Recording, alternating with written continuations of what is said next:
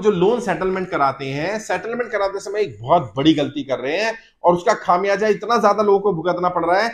Bank वाले तो बताते नहीं, और जो एजेंट करवाते हैं आपको कि हम सेटल करा देंगे, सेटलमेंट कर लो, खासकर से क्रेडिट कार्ड का या पर्सनल लोन जिसमें सेटलमेंट स्कीम्स आती रहती हैं, उसमें व्यक्ति क्या करता है, कहां फंस जाता है, कौन सी बड़ी गलती कर रही है, किसके बारे में ध्यान रखना है, उसके बारे में मैं आज आपको जानकारी देना चाहता हूं। सबसे बड़ी गलती ये हो रही है कि जब हम सेटलमेंट के लिए बात करते हैं तो हमारा मान लीजिए आउटस्टैंडिंग था 2 लाख रुपए, हमने सेटलमेंट के लिए क्रेडिट कार्ड का आउटस्टैंडिंग 2 लाख रुपए था, सेटलमेंट के लिए बात हो गई 40,000 50,000 में, लगभग इतने पर हो जाती है आराम से, और कम में भी हो जाती है। कई जगह तो जब जैसे मार्च आने वाला है तो मार्च में तो 10 12 15% पे भी सेटलमेंट हो जाता है, लेकिन मानो आपका 20% पे हुआ, 40,000 रुपए पे आपका सेटलमेंट तय हो गया। अब आपको 40,000 रुपए कैसे भरने चाहिए? आप इस 40,000 की ले लेते हो 2 या 3 इंस्टॉलमेंट, बैंक देता है आराम से, बैंक खुशी खुशी देता है, आप भी खुश रहते हो, अच्छा बहुत बढ़िया हुआ, मैंने इंस्टॉलमेंट मांगी, बैंक ने मुझे इंस्टॉलमेंट दे दी। एक्चुअल में इंस्टॉलमेंट नहीं, ये जाल है। इस ट्रैप में जैसे आप फंसोगे आप इससे निकल नहीं पाओगे। क्यों? क्योंकि यदि आपने 3 या 4 इंस्टॉलमेंट बनवा ली, बैंक दे देगा, अगर आपकी एक भी इंस्टॉलमेंट बाउंस हो गई तो जो बैंक नहीं बताता आपको, जो बैंक के कर्मचारी नहीं बताते, आपका सेटलमेंट कैंसिल माना जाएगा और जितना पैसा आपने भरा होगा वो सारा पेनल्टी, सरचार्ज, इंटरेस्ट में काट लिया जाएगा और फिर आपको रीसेटलमेंट करने के लिए बोल दिया जाएगा। जी हाँ, ऐसा ही होता है।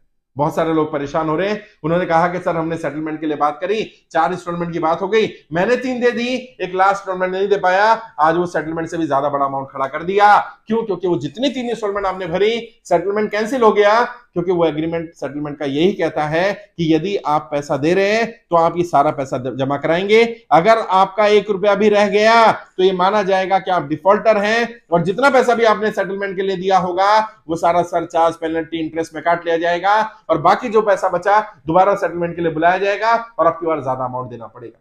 इसलिए क्या करें, जब भी ओटीएस स्कीम ले, इसको वन टाइम सेटलमेंट बोलते हैं ना, क्यों बोला जाता है इसको वन टाइम सेटलमेंट? भाई ओटीएस का क्या मतलब है? वन टाइम सेटलमेंट मतलब फुल एंड फाइनल पेमेंट करके सेटलमेंट कर देना। तो जब भी सेटलमेंट करें सबसे पहला काम क्या करें, कोशिश करें सेटलमेंट अमाउंट को एक साथ दें, उसकी ईएमआई ना बनवाएं। फिर भी अगर मजबूरी हो जाए ईएमआई बनवानी है तो ईएमआई को बाउंस ना होने दें और सेटलमेंट जब भी करें सेटलमेंट लेटर पहले ले लें। सेटलमेंट लेटर में सारी टर्म्स एंड कंडीशंस लिखी होती हैं।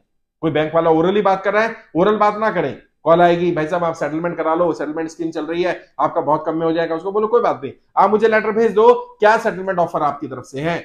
और कभी भी सेटलमेंट के लिए अपनी तरफ से ऑफर नहीं देना होता।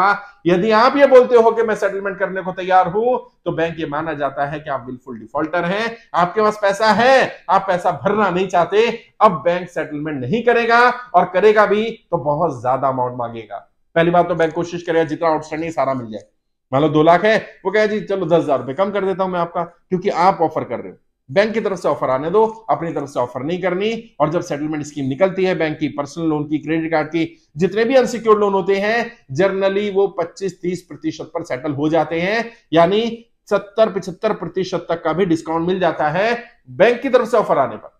अपनी तरफ से अगर आप ऑफर का इंतजार करेंगे, ऑफर देंगे, इंतजार करेंगे तो ठीक है, अगर अपनी तरफ से ऑफर देंगे तो पूरी संभावना आपको पूरा अमाउंट भरना पड़ेगा या ज्यादा अमाउंट भरना पड़ेगा।